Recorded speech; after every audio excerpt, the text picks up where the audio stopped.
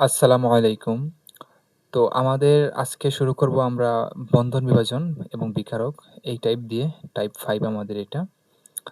আমাদের আজকে হচ্ছে আমরা যে বিষয়গুলো নিয়ে পড়াশোনা করব সেগুলা হচ্ছে মূলত একটা বন্ধন যখন ভাঙে, একটা বন্ড যখন ব্রেক হয়, তখন সেটা ২ ভাবে হতে পারে এবং একভাবে যদি বন্ধন বিভাজন হয় তখন পাওয়া যায় ফ্রি রেডিকেল, আরেকভাবে কার্বোক্যাটায়ন, কার্বনায়ন, হ্যাঁ? এগুলা পাওয়া যায়।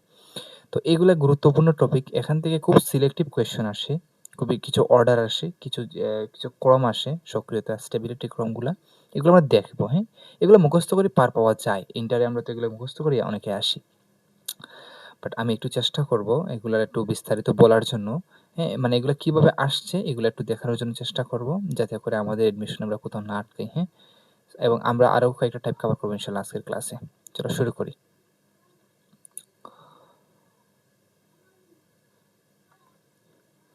ফার্স্ট অফ অল আমাদের হচ্ছে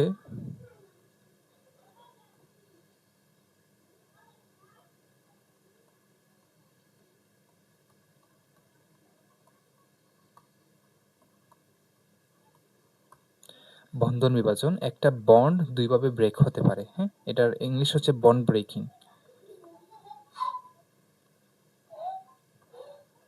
বন্ড ব্রেকিং, হ্যাঁ?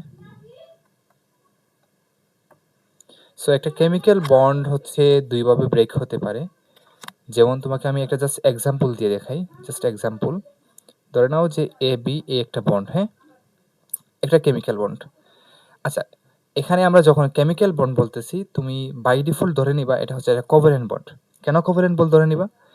কারণ অর্গানিক মলিকিউলগুলার মেক্সিমাম 99% বন্ড হচ্ছে কি? সমযোজী বন্ধন বা কোভ্যালেন্ট বন্ড। মানে অর্গানিক মলিকিউলগুলা কিন্তু সমযোজী বন্ধন নিয়ে গঠিত হয়। কাজে যখন আমি কেমিক্যাল বন্ড এখানে বলতেছি তখন ধরে নিবা হচ্ছে এটা কি? সমযোজী বন্ধন। ধরে নাও এই একটা সমযোজী বন্ধন তৈরি হলো। এখানে অবশ্যই ২ টা ইলেকট্রন আছে। এই একটা ইলেকট্রন, এই একটা ইলেকট্রন। এই ইলেকট্রনটা আসছে এর কাছ থেকে, এটা আসছে এর কাছ থেকে। এখন যখন তোমার এই বন্ডটা ব্রেক হচ্ছে, মানে যখন এই বন্ধনটা আমি কোনোভাবে ভেঙে ফেলবো। বন্ধন ভাঙার একটা উপায় হচ্ছে আমি হিট দিয়ে দিব, হ্যাঁ? তাপ দিব। তাপ দিলে বন্ধনটা ভেঙে যাবে। এখন যদি বন্ধনটা ভেঙে যায় তাহলে ২ ভাবে ভাঙতে পারে। একটা হতে পারে যে এই ২ টা ইলেকট্রনই হচ্ছে এই এ মলিকিউলটা মানে এ অ্যাটমটা নিয়ে বের হয়ে গেল। এই একটা ঘটনা হতে পারে। অথবা এটা হতে পারে যে এই ২ টা ইলেকট্রন এই বি অ্যাটমটা নিয়ে বের হয়ে যেতে পারে। এই যে একটা ঘটনা। আরেকটা ঘটনা হইতে পারে যে ২ টা ইলেকট্রন যে ২ টা অ্যাটম শেয়ার করছে, তারা প্রত্যেকে তাদের নিজের ইলেকট্রন নিয়ে বন্ড থেকে বের হয়ে গেল। এই ২ টা কেসেই কিন্তু এই বন্ডটা ব্রেক হতে পারে। সো এই জিনিসটার উপর বেস করে মানে বন্ধনটা যখন ভাঙতেছে ইলেকট্রনটা কিভাবে ডিস্ট্রিবিউট হবে এইটার উপর বেস করে আমরা এই বন্ধন বিভাজনকে আমরা মোটা দাগে ২ ভাবে ভাগ করতে পারি। একটা হচ্ছে তোমার হোমোলাইটিক বন্ড ব্রেকিং। কি বললাম? Homolytic bond breaking. Homolytic bond breaking. বাংলায় তুমি যেটাকে বলবা সুষম বন্ধন বিভাজন।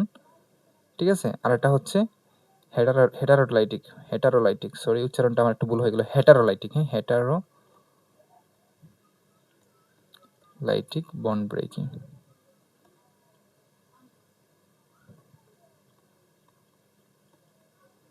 বাংলায় তুমি যেটাকে বলবা বিষম বন্ধন বিভাজন। আমি একটু লিখে দিই বাংলাটা। সুষম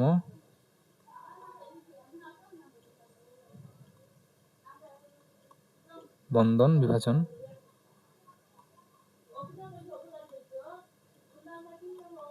আর এটা হচ্ছে কি বলতো? অসম বা বিষম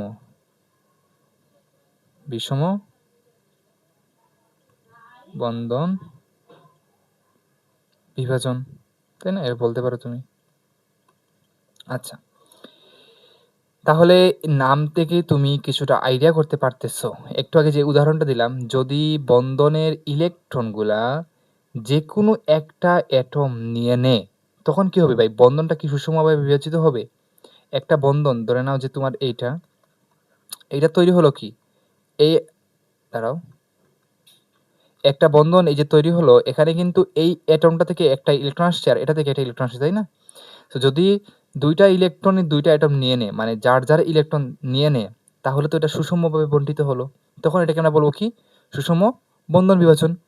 আর যদি এই দুইটা ইলেকট্রন যে কোনো একটা অ্যাটম নিয়ে নেয় তখন এটাকে আমরা কি বলবো? বিষম বন্ধন বিভাজন বা হেটারোলাইটিক বন্ড ব্রেকিং। ক্লিয়ার জিনিসটা? Okay fine. চলো আমরা এগুলো একটু ডিটেইলস আলোচনা করি। জাস্ট তোমাকে ইন্ট্রোডাকশন দিলাম যে এখানে আসলে হয়টা কি। আচ্ছা। চলো আমরা সামনের পেজে আমরা এগুলা একটু ডিটেইলস আলোচনা করি। এখানে আমাদের পেজ আছে কিনা? না, পেজ আর নাই, আমরা এক্সট্রা পেজ নেই। আচ্ছা, একটা পেজ আছে, সো এটা নিয়ে এইবার আমরা আলোচনা করব সুষম বন্ধন বিভাজন।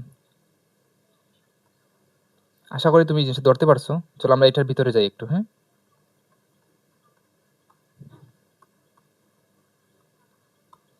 তো সুষম বিভাজনে কি হবে? ইলেকট্রনগুলো সুষমভাবে বণ্টিত হবে, তাই না? সাপোজ ধরে নাও যে এখানে ক্লোরিন আছে, মানে ধরো এই Cl2 এইটা, এই যে অণুটা, এটা বন্ড কিরকম আছে? এরকম না? Cl বন্ড Cl এরকম আছে না? আচ্ছা, তো ভাই এইরকম যদি থাকে তাহলে দেখো তো এই বন্ডে দুইটা ইলেকট্রন আছে। এইবার তুমি চিন্তা করে দেখো যে এখানে ক্লোরিন আছে, এখানে ক্লোরিন আছে, দুইটারই কিন্তু ইলেকট্রোনেগেটিভিটি প্রায় সেম, মানে তড়িৎ ঋণাত্মকতা সেম কিন্তু, তাই না? আচ্ছা, এখন যদি তড়িৎ ঋণাত্মকতা সেম হয় তাহলে এই যে বন্ধনের ইলেকট্রনকে নিজের দিকে আকর্ষণ করার ক্ষমতা এই ক্লোরিনের যতটুকু থাকবে এটার কিন্তু সেম থাকবে, ঠিক কিনা বলো? বন্ধনের ইলেকট্রনকে এই ক্লোরিনটা যেরকম টান দিতে পারবে এটা কিন্তু এরকম টান দিতে পারবে, যেহেতু দুইজনের ইলেকট্রোনেগেটিভিটি সেম। তাই দেখা যায় যে যখন এখানে আমরা হিট দিব তখন এই ইলেকট্রনটা, একটা ইলেকট্রন এটার মধ্যে যাবে, আরেকটা ইলেকট্রন যাবে এটার মধ্যে, তখন গিয়ে এরকম একটা জিনিস পাওয়া যায়। এটাকে বলা হয় ফ্রি রেডিক্যাল বা মুক্তমূলক, বাংলায় সম্ভবত বলা হয় মুক্তমূলক। আমার কথা কি ধরতে পারছো? যেহেতু এই দুইটা অ্যাটমেরই ইলেকট্রোনেগেটিভিটি সেম, তাই ইলেকট্রন দুটাকে নিজের দিকে টান দেওয়ার ক্ষমতা এদের প্রায় সেম। এই জন্য যখন তুমি হিট দিবা তখন ইলেকট্রনগুলা এইরকম ইকুয়ালি ডিস্ট্রিবিউটেড হয়ে যাবে। এই জন্য এটাকে বলা হয় সুষম বিভাজন, মানে সুষমভাবে ইলেকট্রনগুলো কি হয়েছে? বণ্টিত হয়ে গেছে। ওকে, এই জন্য এটাকে বলা হয় সুষম বন্ধন বিভাজন। এবং এই যে জিনিসগুলো পাওয়া যায় এগুলাকে বলা হয় কি? Free radical. কি বলা হয়? Free radical. ওকে ফাইন, এইটুকু আমরা বুঝতে পারলাম। আচ্ছা, এইবার কি ভাই সবসময় কি তোমার এইরকম হবে? মানে সবসময় কি সেম ইলেকট্রোনেগেটিভিটি সম্পন্ন অ্যাটমের ক্ষেত্রেই এইরকম সুষম বন্ধন বিভাজন হবে? না, এটা ভুল। এটা যে কোনো ক্ষেত্রেই হতে পারে। আমার কাছে যদি এক্সাম্পল থাকে, ধরে নাও হচ্ছে তোমার এটা জাস্ট আমরা জেনারেল এক্সাম্পল নেই, চলো এ এবং বি। এই একটা বন্ড ধরা আছে, জাস্ট আমি এখানে হিট দিলাম, ধরে নাও এখানে হিট দিলাম, হিট লিখে দিই। ওকে, এবং ধরে নাও এখানে এ এবং বি এর ইলেকট্রোনেগেটিভিটি পার্থক্য খুবই কম। তড়িৎ ঋণাত্মকতা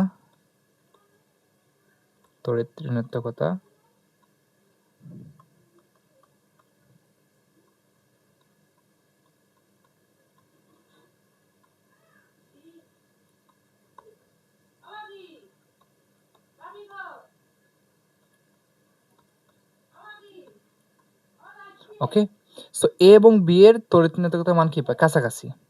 ওকে, জাস্ট খুবই কম পার্থক্য এদের মধ্যে। তাহলে এই যে বন্ডের যে ইলেকট্রনগুলা, এদেরকে আকর্ষণ করার ক্ষমতা, মানে এদেরকে নিজের দিকে টান দেওয়ার ক্ষমতা এই এ অ্যাটমের যা আছে বি অ্যাটমের কিন্তু প্রায় সেমই আছে। আমার কথা বুঝতে পারছো? তো সুষম বন্ধন বিভাজনের এইটা হচ্ছে একটা বড় কন্ডিশন যে সুষম বন্ধন বিভাজন কখন হবে ভাই? যখন তোমার এইরকম দুইটা অ্যাটমের বন্ডের যে অ্যাটমগুলা এদের যখন ইলেকট্রোনেগেটিভিটি প্রায় কাছাকাছি হবে, হ্যাঁ, তড়িৎ ঋণাত্মকতা প্রায় কাছাকাছি হবে, তখনই এরকম হবে। যখন তুমি হিট দিবা তখন দেখা যাবে যে এই যে ইলেকট্রনগুলাকে আকর্ষণ করার ক্ষমতা এইটার যা আছে ওইটার এইটার কাছাকাছি আছে। এই জন্য যখন হিট দেওয়া হয় এবং যখন বন্ডটা ব্রেক হয় তখন এই একটা ইলেকট্রন এ নিয়ে নেয় আর আরেকটা ইলেকট্রন বি নিয়ে নেয়। এর মানে হচ্ছে বন্ডের মধ্যে এই এ অ্যাটমটা যে ইলেকট্রনটা দিয়েছিল সেটা কিন্তু ওইটা নিয়ে কিন্তু বের হয়ে যাবে। আর এই বন্ডের মধ্যে বি অ্যাটমটা যে ইলেকট্রন দিয়েছিল সেটাও সে কি নিয়ে বের হয়ে যাবে, মানে যার যার ইলেকট্রন সে নিয়ে বের হয়ে যাবে। তখন কিরকম পাওয়া যাবে? তখন এরকম একটা পাওয়া যাবে এ আর বি। এগুলোকে বলা হচ্ছে, আমরা কি বলতেছি, এগুলোকে বলা হচ্ছে ফ্রি রেডিক্যাল, তাই না? Free radical. আশা করি তুমি এই কনসেপ্টটা ক্লিয়ার হচ্ছে তোমার। এবার চলো আমরা কিছু জিনিস এখন আর ডেফিনেশন লেখার দরকার আছে বলো তো ভাই? ডেফিনেশন লেখার কোনো দরকার নাই। আমি মুখে যা বলছি ওইটা ডেফিনেশন। তোমার এক্সাম এর পিছনে কোনো ডেফিনেশন আসবে না। সো আমাদের জাস্ট কনসেপ্ট বুঝতে হবে। ওকে? আর আমাদের কিছু অ্যাডমিশনে যেই ওরিয়েন্টেড কোয়েশ্চেন আসে ওগুলো আমাদেরকে দেখতে হবে একটু।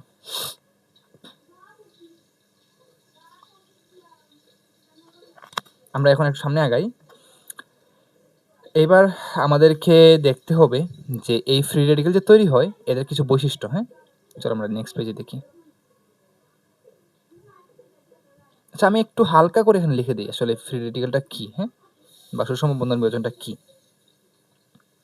জাস্ট হালকা করে, হ্যাঁ?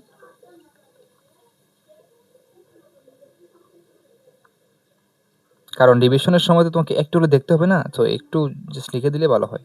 সমযোজী বন্ধন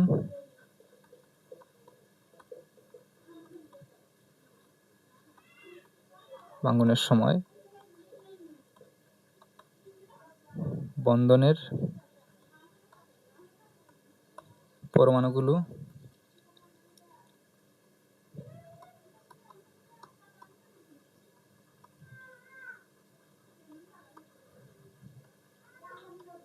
নিজ নিজ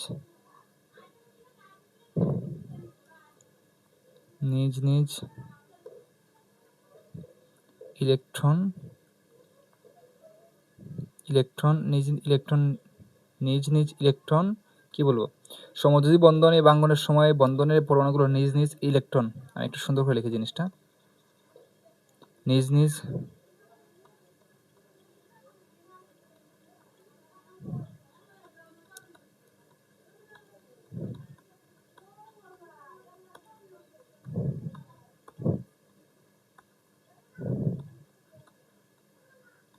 বের হওয়াকে কি বলা হয়? সুষম বন্ধন বিভাজন।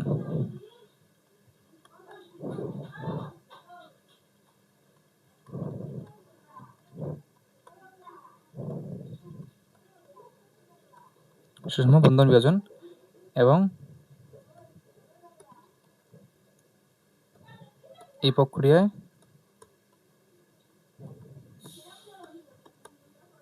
উৎপন্ন কি বলা যায় এটাকে বলতো? উৎপন্ন মূলককে, হ্যাঁ?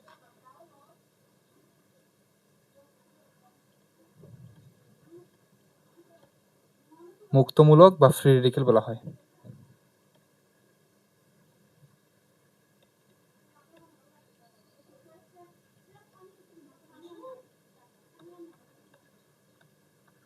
ফ্রি রেডিকেল বলা হয়। Okay fine.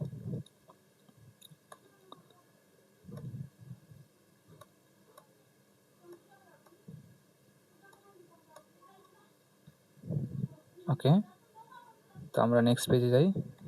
এবার চলো আমরা একটু বৈশিষ্ট্য নিয়ে আলোচনা করি।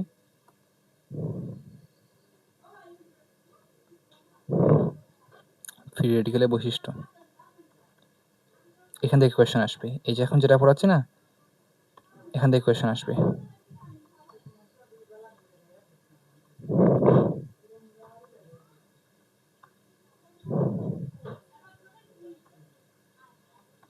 এখান থেকে কোয়েশ্চেন আসবে। ওকে, চলো আমরা এটা দেখি একটু। প্রথম পয়েন্টটা হচ্ছে ভাই যে এরা কিন্তু আয়নিক প্রকৃতির না, হ্যাঁ? মুক্তমূলক যেগুলা বা ফ্রি রেডিকেল যেগুলা এগুলা কিন্তু কিনা বলতো আয়নিক প্রকৃতির না। একটু পরে বুঝাচ্ছি আমি জিনিসটা।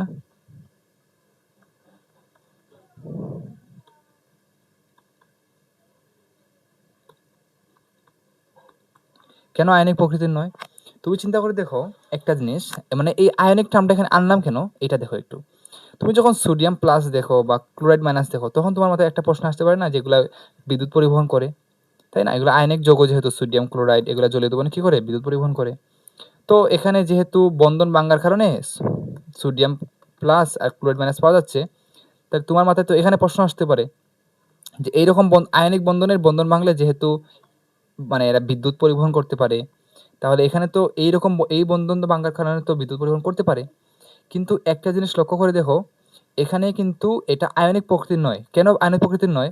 কারণ আয়নিক যৌগে তোমার একটা, যেমন আমি এক্সাম্পল দিই, সোডিয়াম প্লাস এটা কিন্তু তার ইলেকট্রন একদম হারায় ফেলছে, তাই না? বন্ধনে যে ইলেকট্রন দিচ্ছিল সেটা একদম হারায় ফেলছে।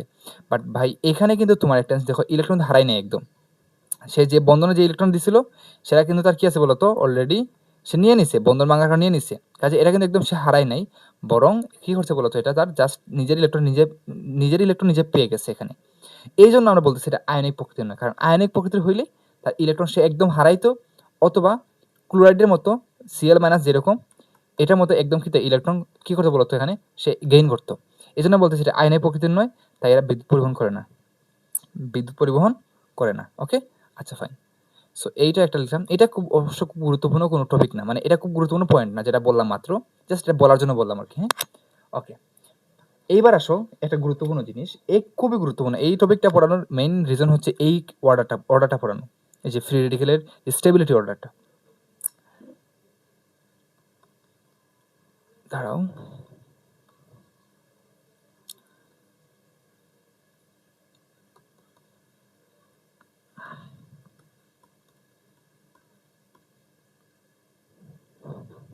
গুলো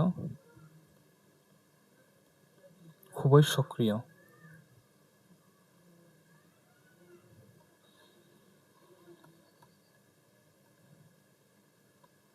এবং ক্ষণস্থায়ী।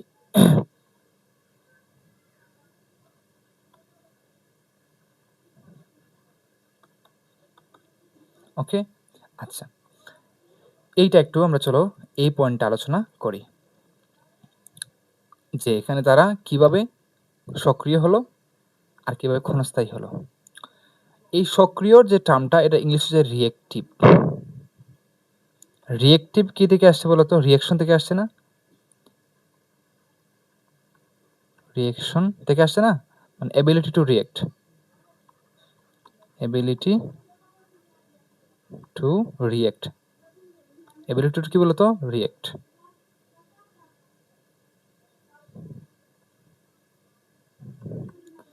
সো রিয়েক্টিভ মানে হচ্ছে এবিলিটি টু রিয়েক্ট, অর্থাৎ রিয়েক্ট করার বা বিক্রিয়া করার যে সক্ষমতাটা বা টেন্ডেন্সিটা, এটা হচ্ছে তার রিয়েক্টিভিটি বা রিয়েক্টিভিটি। ওকে, তো আমি এখানে একটু রিয়েক্টিভিটি না লিখে রিয়েক্টিভ না লিখে রিয়েক্টিভিটি লিখি, তাহলে জিনিসটা একটু স্পেসিফিক হবে।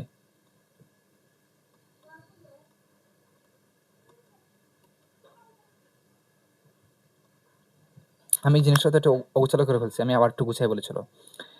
এখানে ফ্রি রেডিকেলগুলো সক্রিয়, এটার ইংলিশ হচ্ছে রিয়েক্টিভিটি। আর রিয়েক্টিভিটি আসে কই থেকে বলতো, এবিলিটি টু রিয়েক্ট, এখান থেকে, মানে রিয়েক্ট করার, বিক্রিয়া করার যে সক্ষমতা, সেটাই হচ্ছে রিয়েক্টিভিটি বা সক্রিয়তা। তার মানে ফ্রি রেডিকেলগুলো খুবই সক্রিয়, মানে এরা খুব বেশি বিক্রিয়া করতে পারে, বিক্রিয়া করার জন্য এরা খুব বেশি কি বলতো আগ্রহী, বা বিক্রিয়া করতে সক্ষম এরা। এখন তোমাকে কি বুঝতে হবে এরা বিক্রিয়া করতে কেন সক্ষম। তুমি চিন্তা করে দেখো, তোমার কাছে যখন এই Cl ফ্রি রেডিকেলটা তৈরি হয়েছিল, ক্লোরিন ফ্রি রেডিকেলটা, এইখানে ভাই এইটা তৈরি হয়েছে এখান থেকে না, আচ্ছা, এইবার তুমি চিন্তা করে দেখো, এই যে সে একটা ইলেকট্রন আনপেয়ার্ড অবস্থায় তার কাছে আছে, এইটা কি খুব হ্যাপি অবস্থায় আছে, মানে ক্লোরিনের মধ্যে একটা আনপেয়ার্ড ইলেকট্রন আছে, এটা কি খুব হ্যাপি অবস্থায় আছে না, এটা সব সময় চাইবে এই ইলেকট্রনটা অন্য কারোর সাথে শেয়ার করে হোক, অথবা অন্য কাউকে এটা দান করে হোক বা গ্রহণ করে হোক, যেভাবেই হোক, এইটা দিয়ে সে কি করে একটা বন্ড ফরমেশন করতে। মানে এইরকম আনপেয়ার্ড ইলেকট্রন আছে, এই অবস্থাটা কিন্তু কিনা বলতো খুবই স্টেবল অবস্থা না, মানে এটা কোনো অ্যাটমই চায় না তার মধ্যে একটা আনপেয়ার্ড বিজোড় ইলেকট্রন থাকুক, কারণ বিজোড় ইলেকট্রন থাকলেই সে বন্ড ফরমেশন করতে চায়, তাই না, বন্ধন তৈরি করতে চায়। এই জন্য এর মধ্যে যেহেতু একটা বিজোড় ইলেকট্রন আছে, কাজে এটা সব সময় কিন্তু বন্ধন গঠন করার জন্য সে কি হতে হবে বলতো, চেষ্টা করতে থাকবে, সব সময় সে বন্ধন গঠন করতে চাইবে। অর্থাৎ ক্লোরিনের মধ্যে আনপেয়ার্ড ইলেকট্রন থাকার কারণে সেটা সব সময় বন্ধন গঠন করার সক্ষমতা রাখে। এর মানে এইটা হচ্ছে অলওয়েজ রিয়েক্টিভ। আমার কথা কি ধরতে পারছো ভাই, বলো তো? এইটার মধ্যে কি আছে, আনপেয়ার্ড ইলেকট্রন বা বিজোড় ইলেকট্রন আছে, এইটার কারণে সব সময় এই ক্লোরিনটা বন্ধন গঠন করতে চায়, কারণ এইটা আসছে তো ভাই এইখান থেকে, আর এখানে সে কি অবস্থায় ছিল, বন্ধন অবস্থায় ছিল, মানে এটা বন্ডেড অবস্থায় ছিল, তাই না, বন্ডের অবস্থা ছিল, এই বন্ডের অবস্থা ভেঙে সে এখানে আসছে, তার মানে এই অবস্থাটা তার জন্য খুব সুখকর অবস্থা না, সে সবসময় চাইবে বন্ধন গঠন করে একটা স্টেবল অবস্থায় পৌঁছাতে। এই জন্য এই ফ্রি রেডিকেলগুলো হচ্ছে কি বলতো খুবই সক্রিয়। সো রিয়েক্টিভ ডিউ টু কি বলতো, due to unpaired electron, unpaired electron.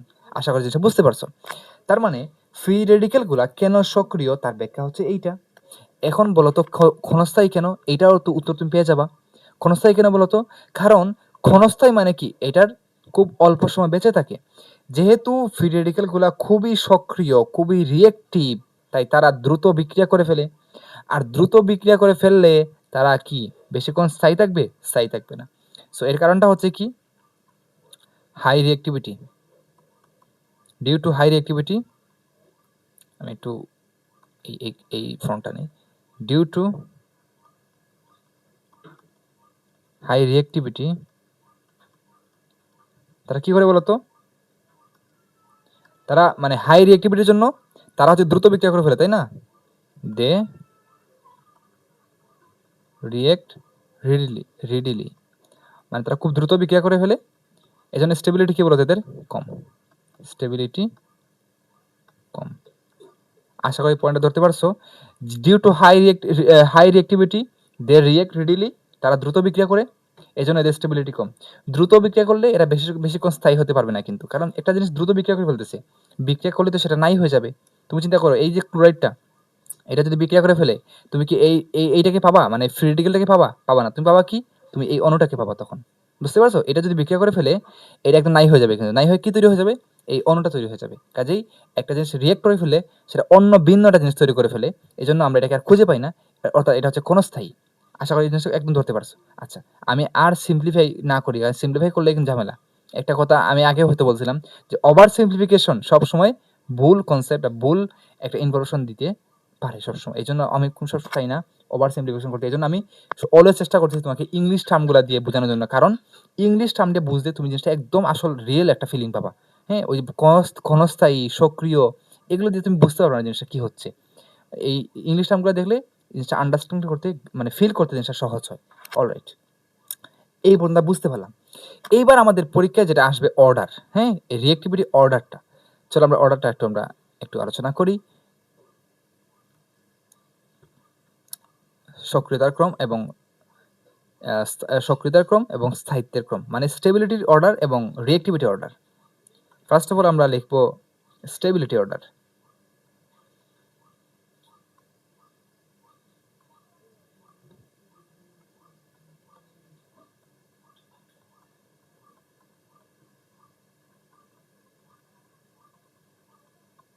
Stability order, চলো দেখি আমরা। আমি জাস্ট লিখতেছি। আচ্ছা, এটা আমি অর্ডারটা লেখার আগে তোমাকে আমি জাস্ট একটু ব্যাক ক্যালকুলেশন করে বুঝাই জিনিসটা। ধরে নাও তোমার কাছে এইটা আছে, মিথাইল ফ্রি রেডিক্যাল আছে, এরপরে তোমার কাছে এইটা আছে,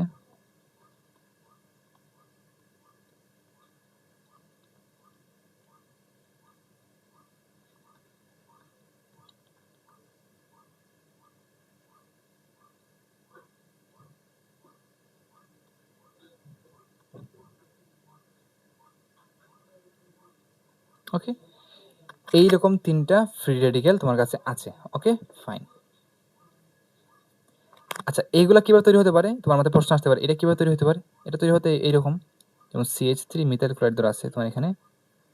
তো মিথাইল ক্লোরাইড থেকে কি হতে পারে? তুমি যদি এখানে হিট দাও, এখানে এই যে এই বন্ডটা ব্রেক হয়ে যেতে পারে। এই বন্ধনটা ভাঙলে একটা ইলেকট্রন এটা নিয়ে নিবে, আটা নিয়ে নিবে এইটা। ওকে, আমি যদিও এখানে একটা ভুল করছি। কি ভুল করছি বলো তো? এই যে এরর দিছে না, এররটা ভুল দিছি। এররটা এইভাবে দেয় না। এখানে একটা ছোট্ট কথা বলে রাখি, আমি যখন এররটা এরকম দিছি, জাস্ট মানে আলোচনা টেনে আনে, আমি যদি এরোটা এরকম দিয়ে দেই, এর মানে হচ্ছে ইলেকট্রনটা জাস্ট এইদিকে মুভ করে চলে আসতেছে, মানে এই যে বন্ধনের ইলেকট্রন দুইটা না, দুটো এইদিকে চলে আসতেছে। বাট আমি তো এইটা বুঝাই নাই, আমি বুঝেছি কি বন্ধনের একটা ইলেকট্রন আসতেছে এইদিকে, আরেকটা যাচ্ছে এইদিকে। তাহলে এটা কিন্তু এইভাবে দেখালে হবে না, এটা দেখাতে হবে আমাকে আরেকটা, এটাকে বলা হয় হাফ হেডেরও, ওইটা দিয়ে দেখাতে হবে। যেমন এটা এরকম দেখায়, জিনিসটা দেখাইতে হবে এরকম, এইরকম দেখাতে হবে। হ্যাঁ, এইরকম, মানে এই হাফ দিয়ে বুঝলাম। দেখো এরোটার মাথা কিন্তু অর্ধেক করে ফেলছে না, এটা দ্বারা বোঝাচ্ছে বন্ধনের একটা ইলেকট্রন যাচ্ছে এইদিকে, আরেকটা যাচ্ছে এইদিকে। সো হোমোলাইটিক বন্ড ব্রেকিং এইভাবে দেখাতে হয় আর কি। আচ্ছা, যাই হোক, সো এইভাবে যদি বন্ড ব্রেকিংটা হয়, তাহলে এখানে একটা ইলেকট্রন আসবে আর এখানে একটা আসবে। সো এইরকম আর কি। এই যখন এলকাইল হ্যালাইড যেগুলো আছে না, এই 1 degree alkyl halide, 2 degree alkyl halide, যেমন এটা হচ্ছে 1 ডিগ্রি অ্যালকাইল হ্যালাইড, তাই না? এটা হচ্ছে 2 ডিগ্রি অ্যালকাইল হ্যালাইড, CH2Cl2, তাই না? CH2, দাঁড়াও, এটা আমি 2 ডিগ্রি আমি একটু ভেঙে লিখি তোমার জন্য বুঝতে সুবিধা হবে।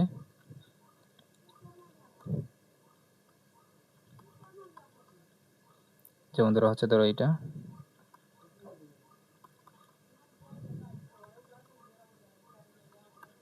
2 ডিগ্রি অ্যালকাইল হ্যালাইড, তাই না?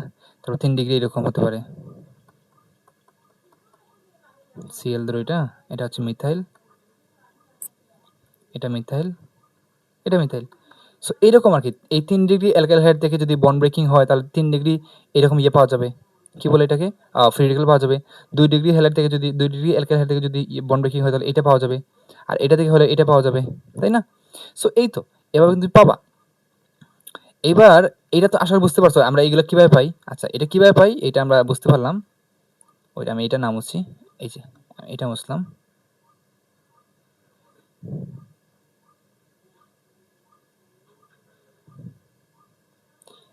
আমরা এগুলো কিভাবে পাই এটা আমরা বুঝতে পারলাম।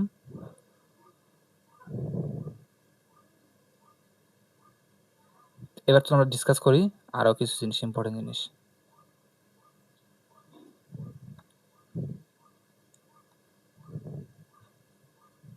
কি কি মুছলাম এখানে,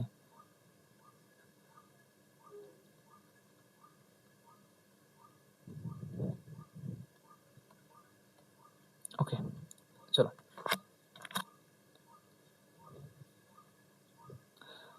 এইবার তুমি একটা জিনিস দেখো ভাই, এখানে এইগুলা সবগুলা কিন্তু রিয়েক্টিভ, তাই না? সবগুলা কি বলতো, রিয়েক্টিভ। তো রিয়েক্টিভ মানে কি, এরা বিক্রিয়া করতে আগ্রহী, বিক্রিয়া করার এবিলিটি রাখে due to the unpaired electron.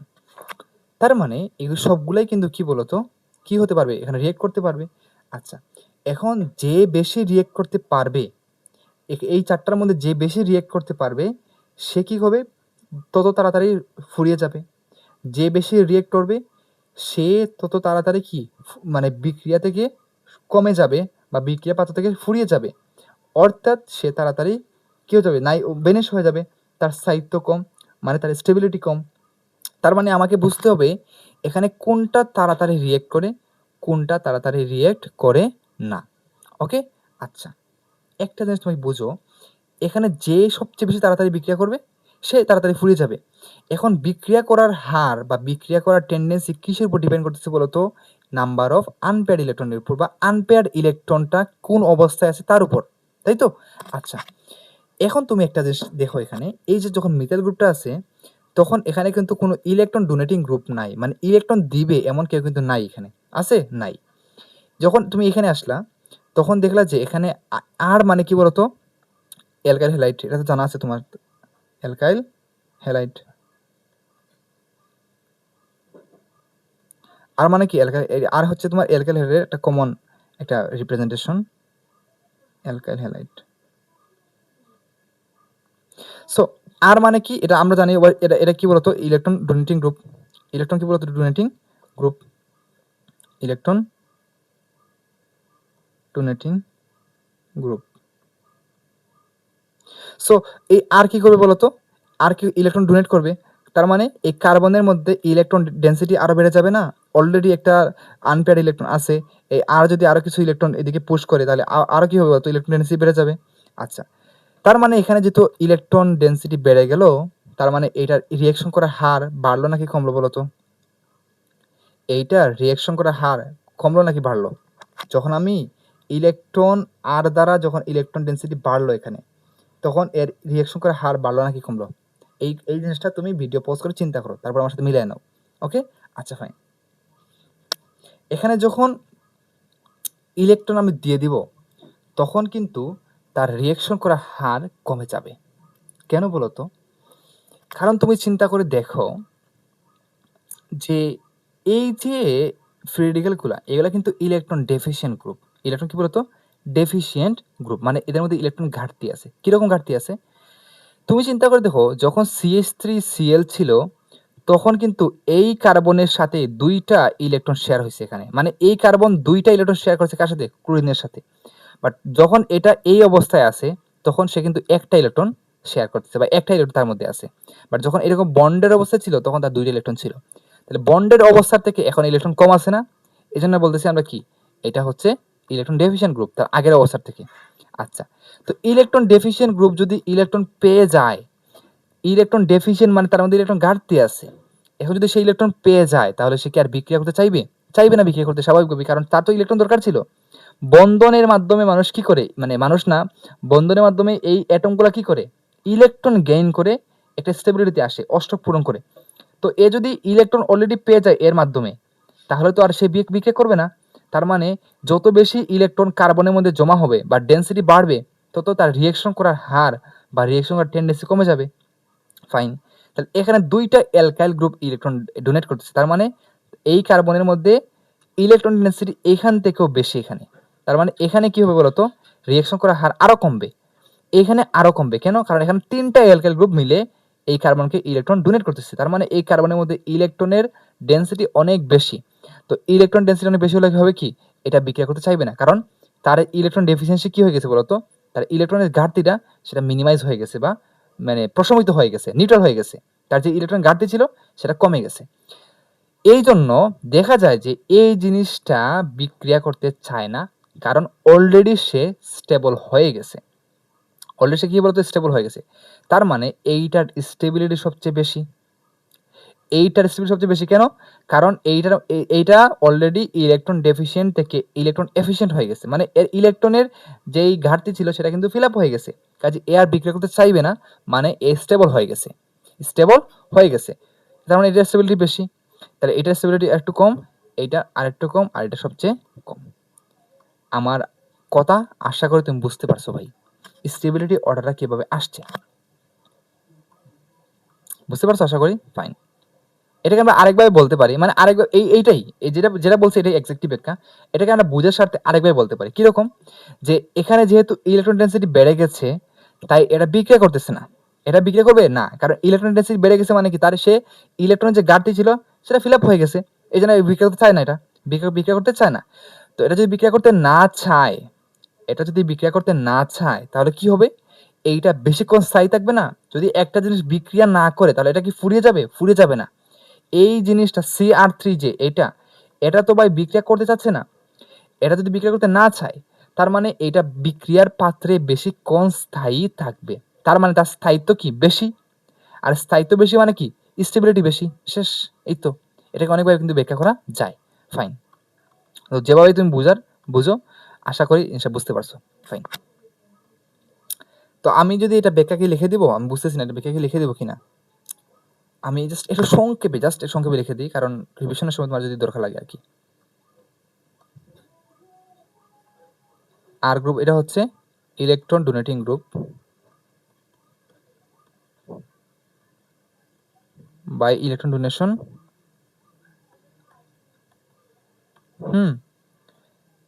Electron deficiency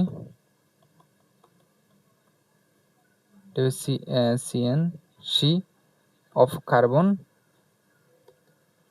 R is electron donating group. By electron donation, electron deficiency of carbon is minimized.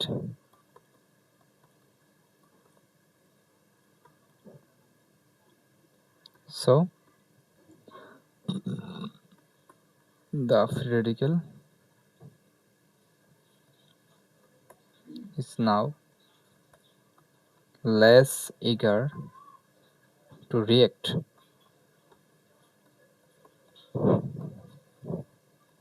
That's why,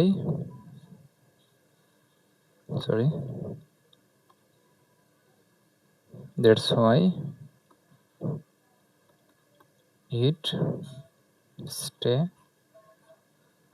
long time, অথবা it has long life span. It stays, এটা yes হবে এখানে।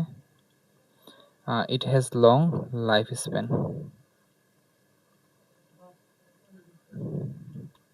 so greater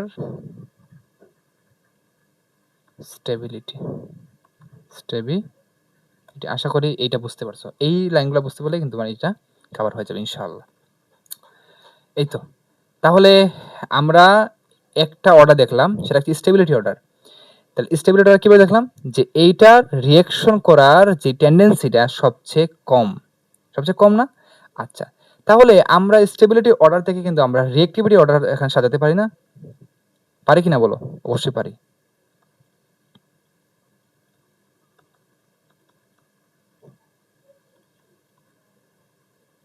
দেখো কিভাবে সাজাতে পারি আমরা। আমরা দেখছি যে এই জিনিসটার রিঅ্যাকশন করার হার সবচেয়ে কম, বা রিঅ্যাকশন করার টেন্ডেন্সি সবচেয়ে কম। কারণ এইটার যে কার্বনের ইলেকট্রন ডেফিসিয়েন্সি, এটা কিন্তু মিনিমাইজড হয়ে গেছে, বা কি হয়ে গেছে বলতো, এটা মানে ইলেকট্রন ডেফিসিয়েন্সিটা ফুলফিল হয়ে গেছে। এজন্য এটা রিঅ্যাকশন করতে চায় না, কারণ এটা রিঅ্যাকশন করার হার সবচেয়ে কম। তার মানে সবচেয়ে কম রিঅ্যাক্টিভ হবে কোনটা? এটা Cr3, সবচেয়ে লেস রিঅ্যাক্টিভ হবে এটা। ওকে, চলো, Cr3 এটা হবে সবচেয়ে কম রিঅ্যাক্টিভ। তারপরে কোনটা হবে? তারপরে এটা হবে, তাই না? আচ্ছা, CH2,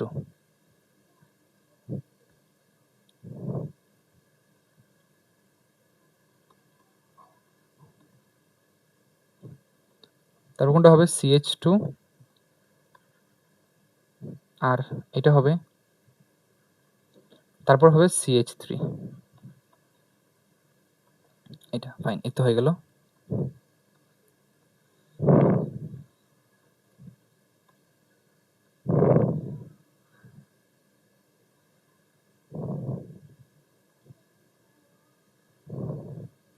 এই তো হয়ে গেল। এবার তুমি একটা লক্ষ্য করে দেখো ভাই, এই অর্ডারটা আর এই অর্ডারটা এটা কিন্তু পরস্পর উল্টা। উল্টা কিনা দেখো, মানে সবচেয়ে কম হচ্ছে এখানে এইটা, আর সবচেয়ে বেশি হচ্ছে কি এখানে এইটা, তাই না? উল্টা না অর্ডারটা? আচ্ছা, তো এইটা যদি মাথায় রাখতে পারো, তাহলে এখানে একটা কথা মনে রাখবা সবসময়, অলওয়েজ এটা মনে রাখবা, কেমিস্ট্রিতে স্টেবিলিটি অর্ডার এবং রিঅ্যাক্টিভিটি অর্ডার সব সময় পরস্পর উল্টা থাকে। কারণ স্টেবিলিটি জিনিসটাকে আমরা ব্যাখ্যা করি কি দিয়ে? রিঅ্যাক্টিভিটি দিয়ে। তার মানে স্টেবিলিটির অর্ডার যেটা আসবে সেটাই কি উল্টাটা আসবে কি? Reactivity order. সো এটা অলওয়েজ ইন্টার কানেক্টেড থাকে। তাই এটা যখনই সামনে যত অর্ডার পড়বা, স্টেবিলিটি অর্ডার আর রিঅ্যাক্টিভিটি অর্ডার আসলে অলওয়েজ মনে রাখবা যে একটার উল্টা আরেকটা হবে। ওকে, ফাইন। তাহলে তুমি সবসময় স্টেবিলিটির অর্ডার অথবা রিঅ্যাক্টিভিটি অর্ডার যে কোনোটা মনে রাখবা। ওইটা মনে রাখলে কিন্তু অপরটা তুমি এমনিতেই পারবা। সো আই হোপ তুমি এটা খুব ভালোভাবে বুঝতে পেরেছো যে আমাদের মিথাইল গ্রুপের, এই যে মিথাইল রেডিকেলের তোমার সক্রিয়তা কেন বেশি। কেন বেশি বলো তো? কারণ এইটার মধ্যে ইলেকট্রন ডেফিসিয়েন্সি সবচেয়ে বেশি, এইটার মধ্যে ইলেকট্রন ডেফিসিয়েন্সি সবচেয়ে বেশি, হাই ইলেকট্রন ডেফিসিয়েন্সি,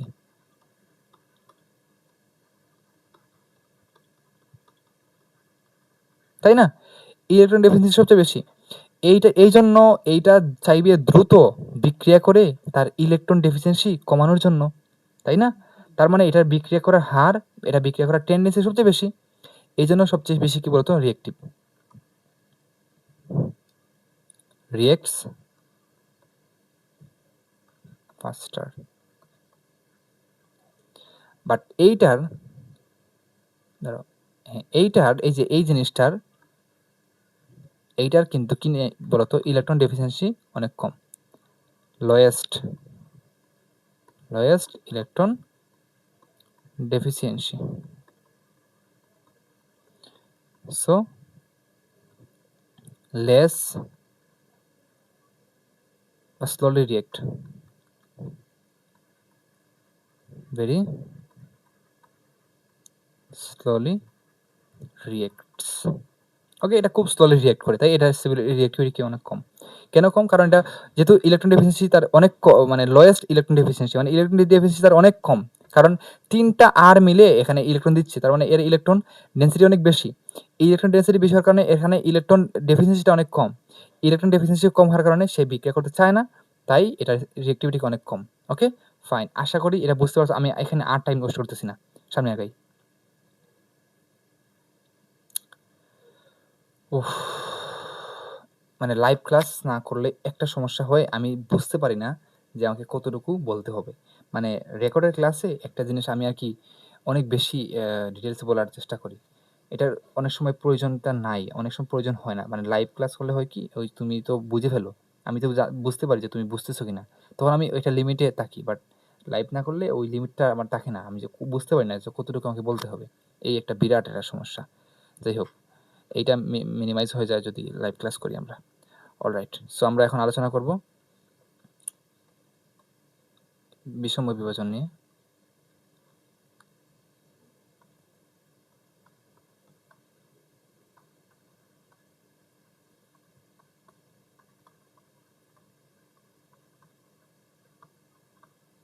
ঠিক আছে, এই জিনিসটা নিয়ে তো এইটা আমরা একটা আলোচনা করে চলো।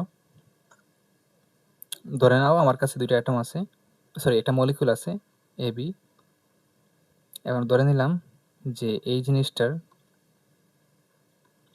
ইলেকট্রোনেগেটিভিটি বেশি আর এইটার ইলেকট্রোনেগেটিভিটি কম ধরে নিলাম, মানে তড়িৎ-ঋণাত্মকতা এটার কম। তাহলে কি হবে? তাহলে বন্ধনের ইলেকট্রনকে এই এ অ্যাটমটা বেশি পরিমাণে আকর্ষণ করতে পারবে বা বেশি পরিমাণ নিজের দিকে টানতে পারবে, পুশ করতে পারবে নিজের দিকে বেশি পরিমাণ। ওকে, সো এই ইলেকট্রনগুলোকে এই এ অ্যাটম কি করে বেশি নিজের দিকে টান দিবে। যখন এই বন্ধনটা ভেঙে যাবে, যখন এই বন্ডটা ভাঙবে, তখন কি হবে বলতো? তখন এই দুইটা ইলেকট্রন কোন দিকে চলে যাবে? এ অ্যাটমের দিকে চলে যাবে, কারণ এই এ অ্যাটমটা কি করতেছে? এই ইলেকট্রনগুলোকে বেশি নিজের দিকে টানতেছে because of its higher electronegativity.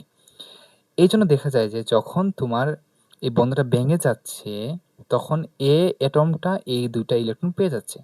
তার মানে এটা হয়ে যায় নেগেটিভ। দাঁড়াও, আমি তখন এ হয়ে যায় নেগেটিভ। কেন নেগেটিভ হয়ে যায়? কারণ যেহেতু এর মধ্যে ইলেকট্রনের কি ইলেকট্রন রিচ হয়ে গেছে, এই জন্য এটা হয়ে যায় নেগেটিভ। আর এই বি যেহেতু ইলেকট্রন হারাই ফেলছে, এই জন্য এটা আমরা পজিটিভ বলি।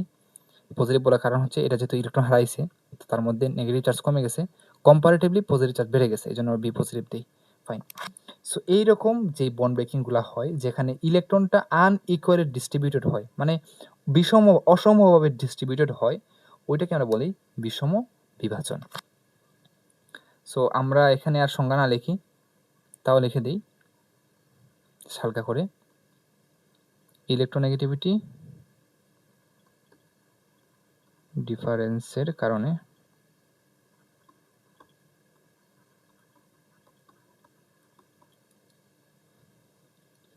সমযোজী বন্ধন ভাঙার সময় সমযোজী বন্ধন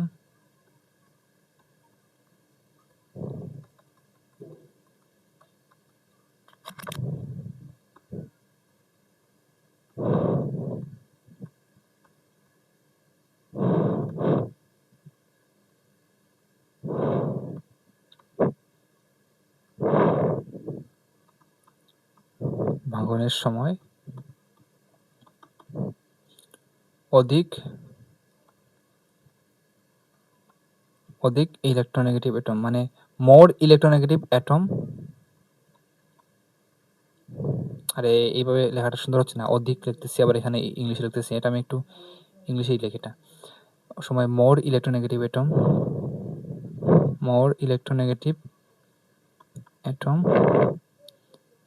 বন্ধনের ইলেকট্রনকে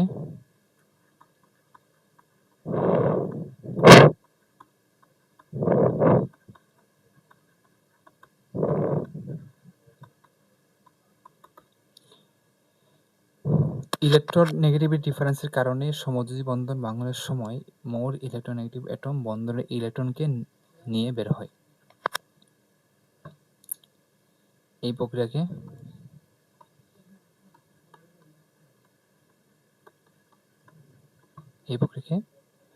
বিষম বিভাজন বলা হয়।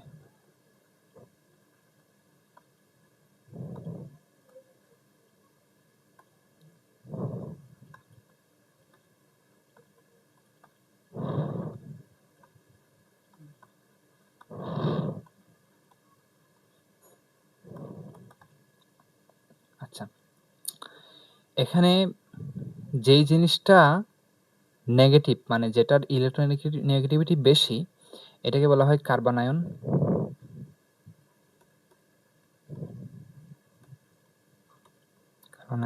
আর এটাকে বলা হয় কার্বোক্যাটায়ন। কি বলা হয়? কার্বোক্যাটায়ন।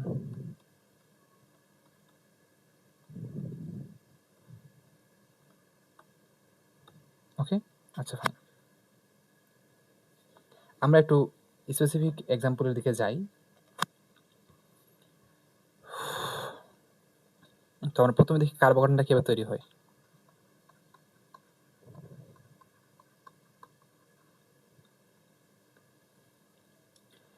এখানে ধরে নাও যে একটা বন্ড তোমার কাছে আছে এরকম সি এবং এক্স, এরকম ধরে একটা বন্ড তোমার কাছে আছে। এক্স মানে হ্যালাইড, হ্যাঁ, যে হ্যালোজেন গ্রুপের এগুলা, ফ্লোরিন, ক্লোরিন, ব্রোমিন, আয়োডিন, যে কোনো একটা। এখন বলো তো এই এক্স এবং কার্বন এটার মধ্যে কোনটার ইলেকট্রোনেগেটিভিটি বেশি? বলো তো, দ্রুত বলো কোনটা হবে। এখানে অবশ্যই কোনটা হবে? হ্যালোজেনের, কারণ হ্যালোজেনটা ডান দিকে আছে, তো এই জন্য পর্যায়সারণ ডান দিকে আছে, এটার ইলেকট্রোনেগেটিভিটি বেশি হবে। তো এটা যদি বেশি হয় তাহলে এই বন্ধনের ইলেকট্রনকে এই হ্যালাইডকে নিজের দিকে টান দিবে না বেশি, তখন কি হবে? এই বন্ডটা এইভাবে ভেঙে যাবে। এবার যদি ভেঙে যায় তাহলে হবে কি, তোমার এই কার্বনটা হয়ে যাবে প্লাস আর এক্সট্রা হয়ে যাবে মাইনাস। দেখো এখানে এরো চিহ্ন দিছি না, এই এরো চিহ্নের মধ্যে কিন্তু অনেক কিছু জানা কিছু আছে। যেমন এটা আমি কি চাইলে এটাকে এইভাবে দিতে পারতাম। এইভাবে দেওয়ার অর্থ হবে কি, এইভাবে দেওয়ার অর্থ হবে এই ইলেকট্রনটা কার্বনের দিকে চলে যাচ্ছে, বাট ইলেকট্রনটা অ্যাকচুয়ালি যাচ্ছে কোন দিকে? এক্স এর দিকে না। সো এই জন্য এই এরো কিন্তু এইভাবে দিলে হবে না, দিতে হবে এইভাবেই, কিন্তু এইভাবে দিতে হবে। ফাইন। তো এই যে জিনিসটা তৈরি হলো এটাকে বলছি আমরা কার্বোক্যাটায়ন, তাই না? আচ্ছা, এইবার এই কার্বোক্যাটায়ন তৈরি হতে পারে তোমার অ্যালকাইল হ্যালাইডের অনেকগুলা ক্যাটাগরি থেকে। যেমন একটা আছে তোমার 1 ডিগ্রি অ্যালকাইল হ্যালাইড, একটা আছে 2 ডিগ্রি অ্যালকাইল হ্যালাইড, একটা আছে 3 ডিগ্রি অ্যালকাইল হ্যালাইড, তাই না? সো এরকম 3টা ডিগ্রি সম্পন্ন হ্যালাইড আছে, কিন্তু ওইগুলা থেকে কি হতে পারে বলতো? কার্বোক্যাটায়ন তৈরি হতে পারে। সো যদি 1 ডিগ্রি হ্যালাইড থেকে এরকম কার্বোক্যাটায়ন তৈরি হয়, এটাকে বলি আমরা 1 ডিগ্রি কার্বোক্যাটায়ন। 2 ডিগ্রি থেকে হলো 2 ডিগ্রি কার্বোক্যাটায়ন।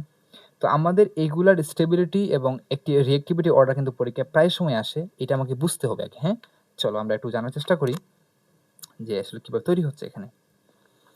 তো আমরা একটু সবগুলা লিখি, একটু রিঅ্যাক্টিভিটি আগে প্রথমে স্টেবিলিটি অর্ডারটা আলোচনা করি।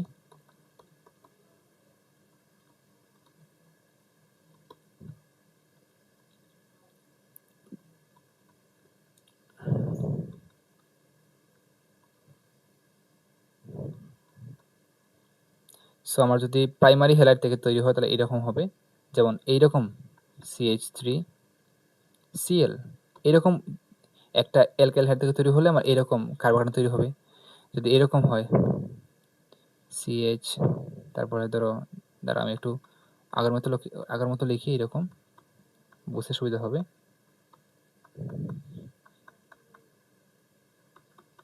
এরকম যদি হয়, এটা কয় ডিগ্রি বলতে? 2 ডিগ্রি না এটা? তখন কীরকম হবে? তখন হবে এইরকম, তখন হবে যে তোমার ধরো CHR2, তাই না? এরকম কার্বোক্যাটায়ন তৈরি হবে। এটা হচ্ছে 2 ডিগ্রি কার্বোক্যাটায়ন, তাই না? যখন এরকম হবে, এখানে CH না দিয়ে এটা CH2 কার্বোক্যাটায়ন দিই আমরা। দাঁড়াও, শুরুতেই এটা না যাওয়া হলো। এরপরে হবে CH2R। তো এরকম পাওয়া যাবে। এটা আশা করি বুঝতে পারছো, মানে কীভাবে পাওয়া যায় এটা বুঝতে পারছো। আমি এইদিকে না যাই আর, আমাদের মেইন পড়াটা হচ্ছে এই অর্ডারটা।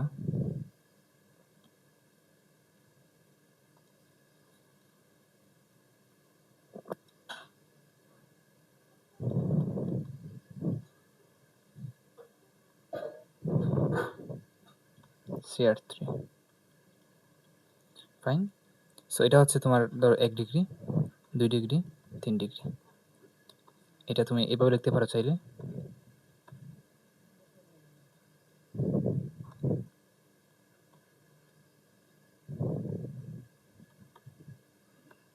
এই আরটাকে তুমি ধরো মিথাইল লেখলা এখানে, এটা হচ্ছে 1 ডিগ্রি, এটা হচ্ছে তোমার 2 ডিগ্রি। তো এটা তুমি এভাবে লিখতে পারো চাইলে, যে এরকম লিখতে পারো।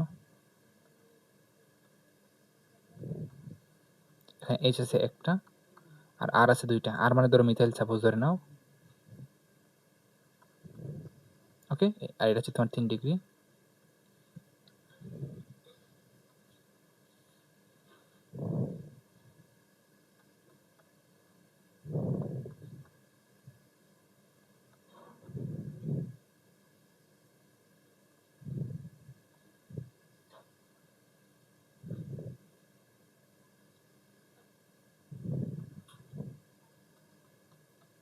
ওকে, ফাইন।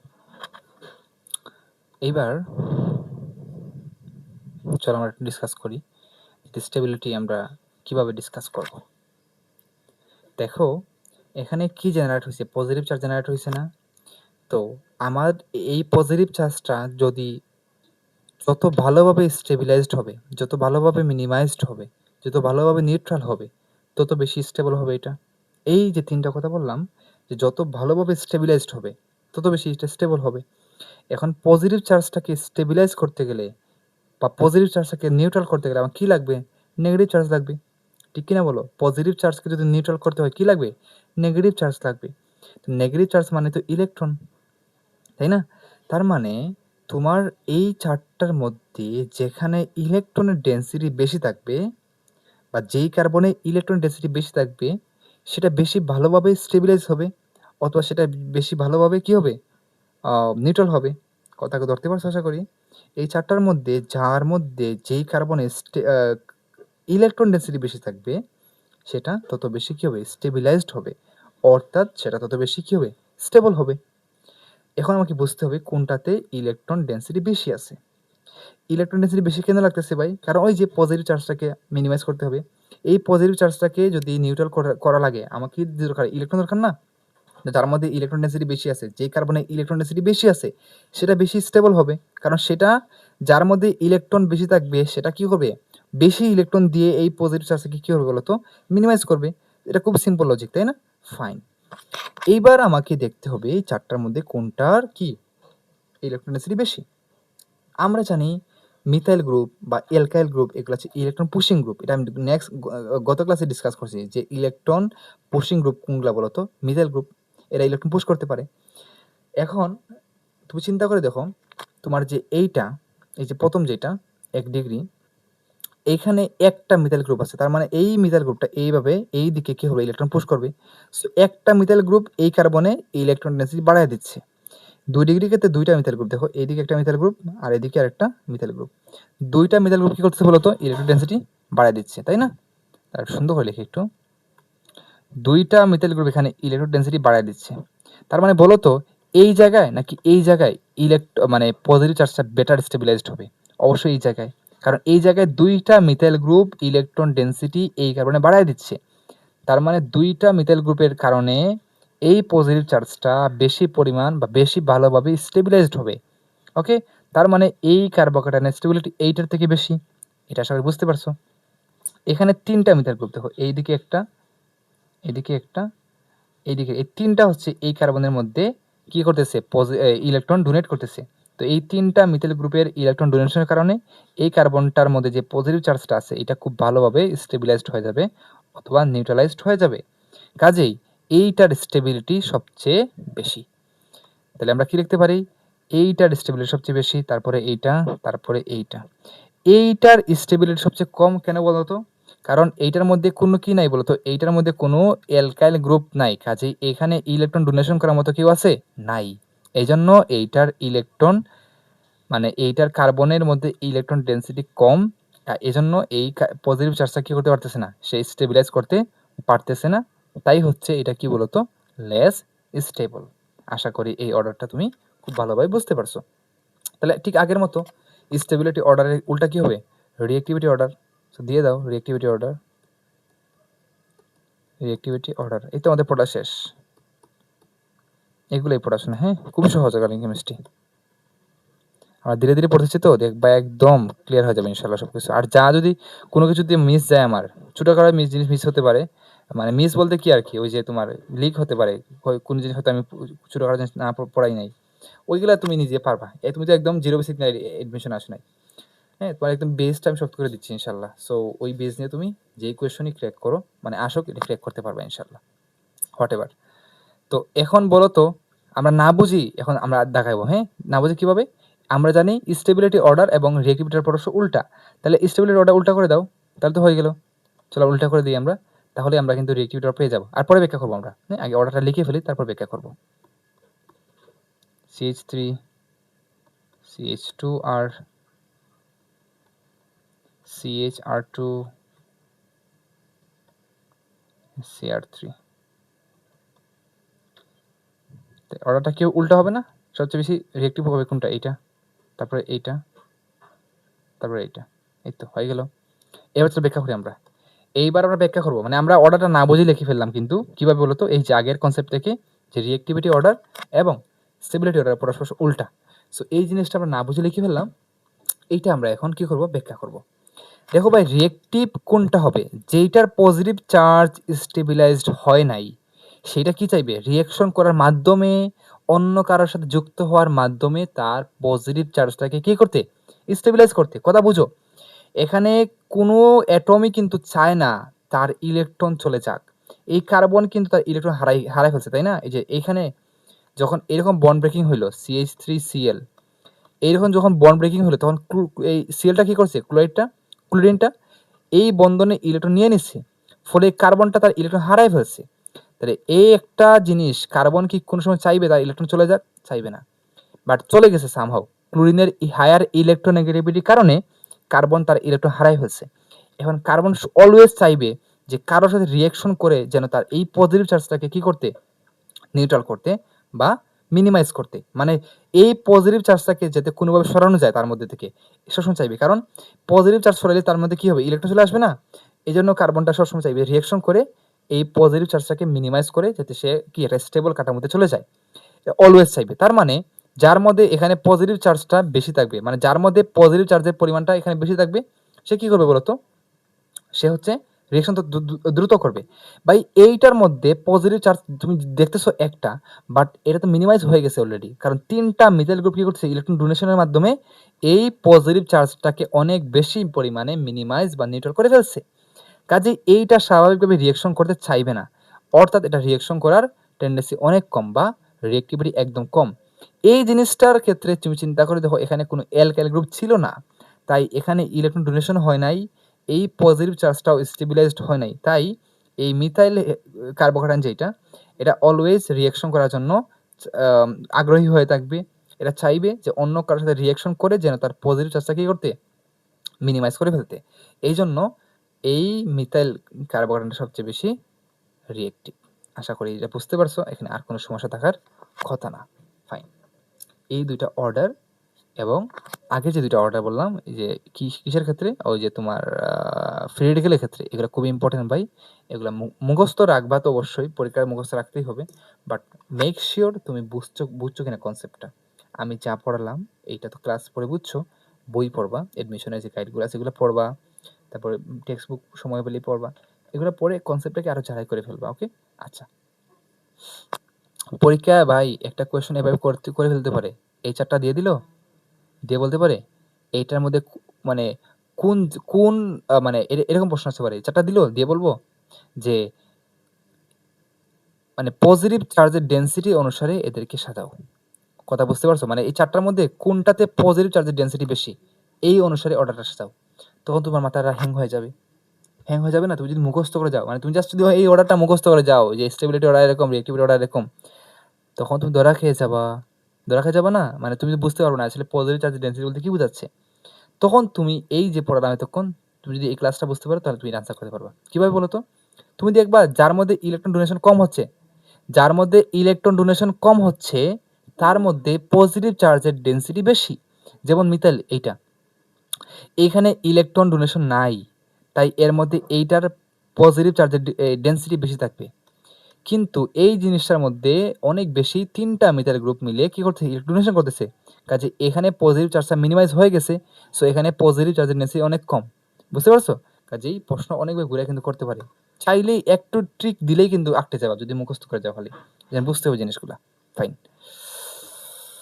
নেক্সট হচ্ছে কার্বন আয়ন। কার্বোক্যাটায়ন দেখলাম আমরা, কার্বন আয়ন চলো এখন দেখি।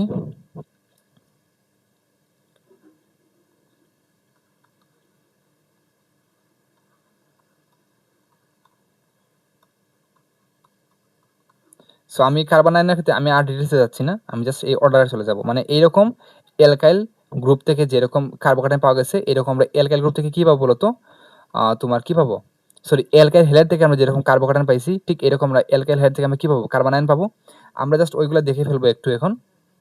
ওইগুলা অর্ডার দেখে ফেলবো। ওকে? চলো দেখি আমরা। যেমন ধরো এইটা আছে আমাদের কাছে CH3 তারপরে CH2R, ওকে, তারপরে CHR2,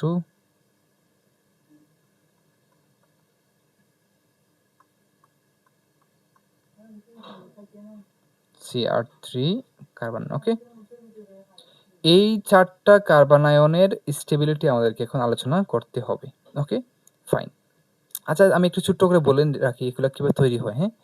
যে আমার এটা দরকার নাই, তাও আমি বলে রাখতেছি। CH3, তুমি CH3 এখানে ধরে নাও যে এখানে তোমার কাছে সামথিং এটা অ্যাটম আছে, ধরে নাও যে বি নামে একটা অ্যাটম আছে, সাপোজ ধরে নাও, জাস্ট ফর এক্সাম্পল। এখানে যদি কার্বনের থেকে বি থেকে যদি কার্বনের হয়, ইলেকট্রোনেগেটিভিটি বেশি হয়, তাহলে কি হবে? বন্ধনে ইলেকট্রোনেগেটিভ কার্বনকে নিজে থেকে বেশি টানবে না? তো যখন বন্ধন বিভাজনটা হবে, তখন এই বন্ধনে ইলেকট্রনটা কোথায় চলে যাবে? কার্বনে চলে যাবে না? তখন এইরকম হয়ে যাবে, নেগেটিভ কার্বন নেগেটিভ হয়ে যাবে আর বিটা হয়ে যাবে পজিটিভ। সো এইরকম যদি কার্বনের সাথে একটা কার্বন থেকে লেস ইলেকট্রোনেগেটিভ অ্যাটম থাকে, তখন এরকম কার্বন আয়ন তৈরি হয়। ঠিক আছে, এটা সংক্ষেপে বলে রাখলাম, ফাইন। এবার দেখো এই অর্ডার দেখো, এখানে বলতো যে আমরা কোনটার অর্ডার মানে স্টেবিলিটির অর্ডার বেশি হবে, কোনটার ক্ষেত্রে স্টেবিলিটি বেশি হবে, এই অর্ডারটা তুমি একটু নিজে থেকে একটু বলো তো ভাই।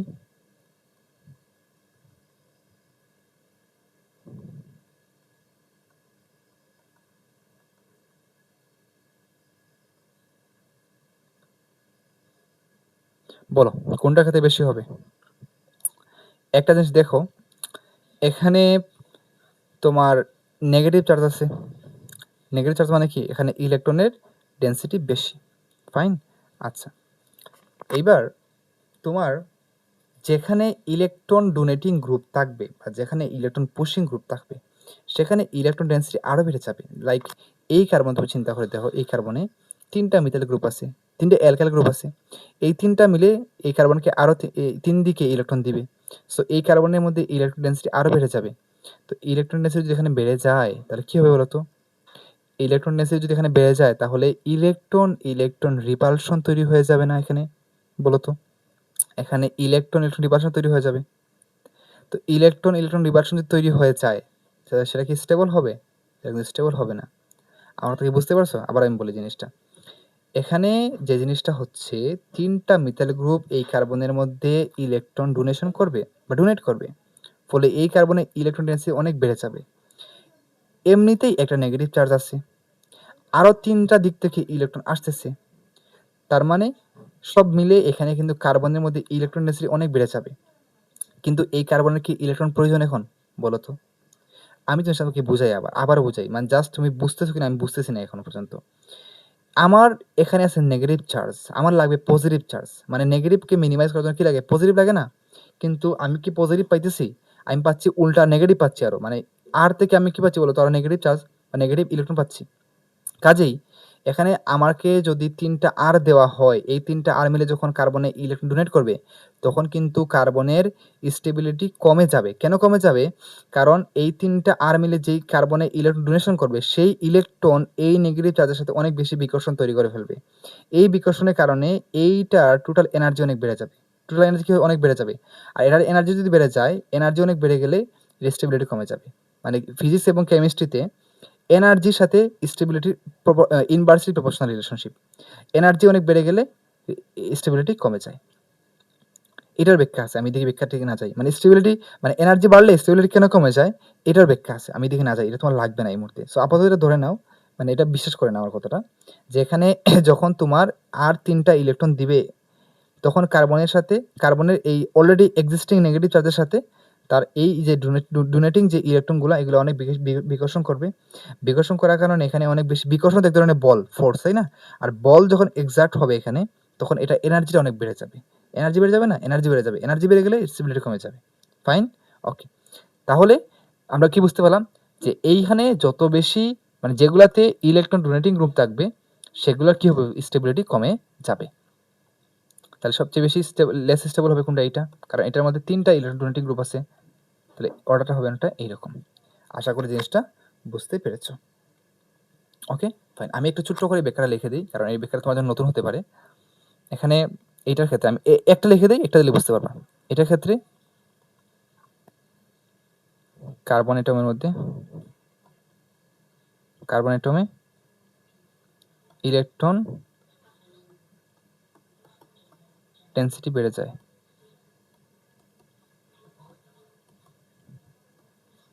ফলে এক্সিস্টিং নেগেটিভ চার্জ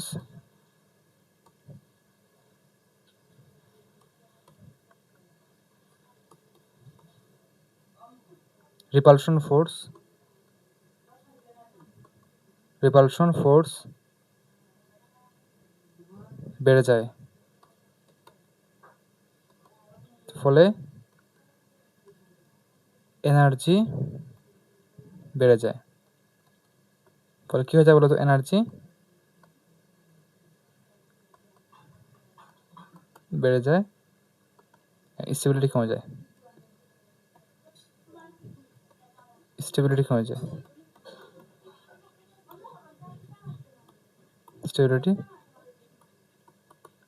আশা করি বুঝতে পারছো জিনিসটা, যে কার্বন অ্যাটমে ইলেকট্রন ডেনসিটি বেড়ে যায়। কিভাবে বেড়ে যায়? এই 3টা আর গ্রুপ এখানে ইলেকট্রন ডোনেশন করে। এরপরে হয় কি, এক্সিস্টিং যে নেগেটিভ চার্জ তার সাথে রিপালশন বেড়ে যায়, ফলে এনার্জি বেড়ে যায়। এনার্জি বেড়ে গেলে স্টেবিলিটি কমে যায়। That's it. আচ্ছা, এরপরে আসো রিএক্টিভিটি অর্ডার। রিএক্টিভিটি অর্ডারটা এটা উল্টা হবে।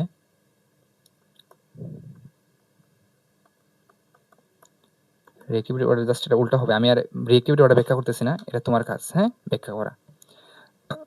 রিএক্টিভিটি অর্ডার আমি ব্যাখ্যা করতেছি না, আমি জাস্ট আগের কনসেপ্ট দিয়ে এটা উল্টা করে দিচ্ছি। হ্যাঁ, তুমি জাস্ট এটা নিজের মতো করে ব্যাখ্যা করবা, নিজের মতো করে ব্যাখ্যা করবা। এই এখন আশা করি তুমি ব্যাখ্যাটা করতে পারবা।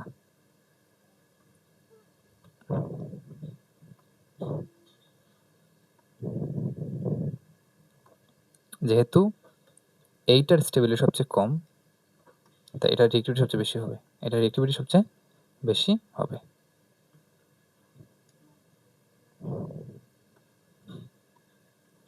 ওকে, ফাইন। আশা করি জিনিস বুঝতে পারছো।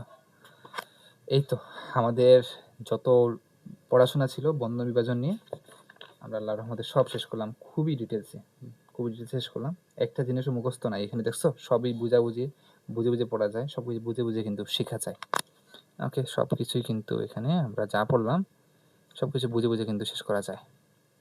এই অর্ডারগুলো মুখস্থ করবা, আমি রেকমেন্ড করবো অর্ডারগুলো মুখস্থ রাখবা, একটু টেকনিক দিয়ে নিজের মতো করে মনে রাখবা। বাট মুখস্থ যখন করবা, ব্যাখ্যাটা যাতে মাথায় থাকে তোমার। মুখস্থ করার সাথে সাথে যেত ব্যাখ্যাটা মাথায় থাকে। ব্যাখ্যা মাথায় থাকলে এই অর্ডারটা তো ভুলে গেলেও তুমি নিজের মতো করে এটা রিকল করে ব্যাখ্যাটা মানে অর্ডারটা দাঁড় করাই ফেলতে পারবা। বাট না বুঝে মুখস্থ করলে একবার ভুলে গেলে কিন্তু আর তুমি মিলাই ফেলতে পারবা না। তো যাই হোক, এইভাবে করে কিন্তু আমরা কেমিস্ট্রিটাকে শেষ করতে পারবো ইনশাল্লাহ খুব সুন্দরভাবে। এই তো আমাদের আর নেক্সট কি আছে একটু দেখতে হবে।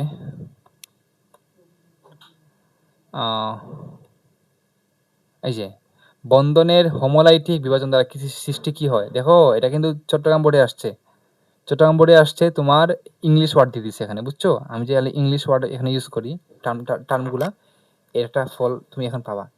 হোমোলাইটিক মানে কি বলতো? বলছিলাম না সুষম বিভাজন। সুষম বিভাজন দ্বারা কি তৈরি হয়? Free radicals. এটা আমরা পারি। ওকে, কোনটি সবচেয়ে বেশি স্থিতিশীল কার্বোক্যাটায়ন? স্থিতিশীল মানে কি? স্টেবল, তাই না? তাহলে আমাকে এখানে স্টেবিলিটি অর্ডারটা মাথায় রাখতে হবে। তো কার্বোক্যাটায়ন স্টেবিলিটি কি ছিল বলতো? যেখানে আর গ্রুপ বেশি থাকবে, যেখানে অ্যালকাইল গ্রুপ বেশি থাকবে, সেখানে ইলেকট্রন ডোনেশন বেশি হবে। আর ইলেকট্রন ডোনেশন বেশি হলে কার্বোক্যাটায়নের পজিটিভ চার্জটা বেটার স্টেবিলাইজড হবে, তাই না? তার মানে যেখানে অ্যালকাইল গ্রুপ বেশি থাকবে সেটা বেশি স্টেবল। তা এখানে কোনটাতে আছে বলতো? এই যে এইখানে আছে, এখানে দুইটা আছে, এখানে দুইটা আছে। এটা তো সেমই মনে হচ্ছে, দুইটা তো সেমই মনে হচ্ছে। আচ্ছা, অপশন দুটো সেম। হ্যাঁ, অপশন তুলতে ভুল করছে, অপশন দুটো সেম। আমি একটু চেক করবো কিনা বুঝতেছি না। এই দুটো কিন্তু অপশন দুটো সেম। দাঁড়া আমি একটু চেক করি।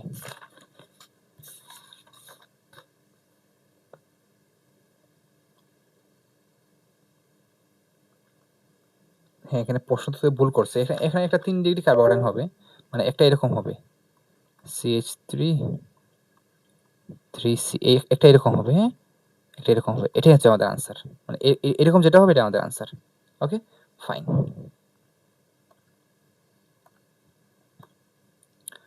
নিউক্লিওফাইল এটা তো আমরা এখন আসি না এখানে। কোনটি সবচেয়ে বেশি স্থায়ী কার্বন আয়ন? একটু আগে পড়ছি। কোনটা বলো তো দেখে আসো একটু।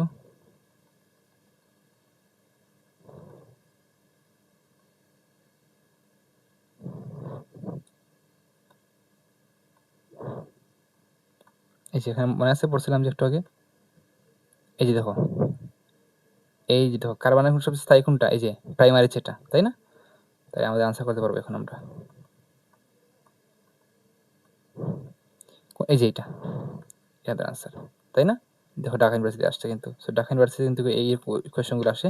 খুব সহজ কোয়েশ্চেন কিন্তু এটা আসছে।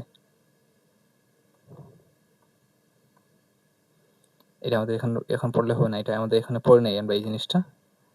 সো এটা স্কিপ করি আমরা। SN1 SN2 আচ্ছা।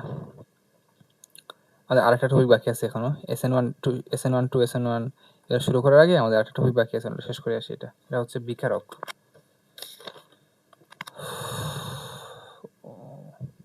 কত সময় হলো একটু দেখে আসি আমার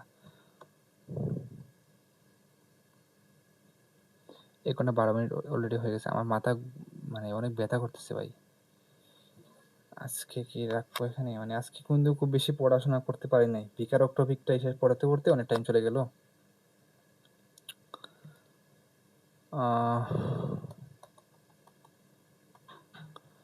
আজকে বরং এখানে রেখে দিই, হ্যাঁ রাফি, আজকে এখানে রেখে দিচ্ছি ভাই। আমি আগামী ক্লাসে একটা টান দিব। টান দিয়ে বিকারক SN1 SN2 অ্যালকেন এগুলো একটু কভার করার চেষ্টা করবো দ্রুত। মানে লাইভ ক্লাসটা হইলে আর একটু টান দিতে পারতাম একটু দ্রুত। এটা রেকর্ড ক্লাস হওয়ার কারণে আমার প্রোগ্রেসটা আমি কতটুকু বোঝাতে পারতেছি এটা বুঝতেছি না তো। তাই একটু ইয়ে হয়ে গেল আজকে। মানে টাইম লেগে গেলো বেশি, বাট পড়াশোনাটা খুব বেশি হয় নাই। মানে এখানে তো আমি ইন ডিটেলস পড়াইছি তো এইজন্য তোমার একটু টাইম লেগে গেছে বেশি। যাই হোক আমি আর আজকে আর কন্টিনিউ করতে পারতেছি না, অনেক টায়ার্ড আমি। সো এইটুকু আজকে থাকুক।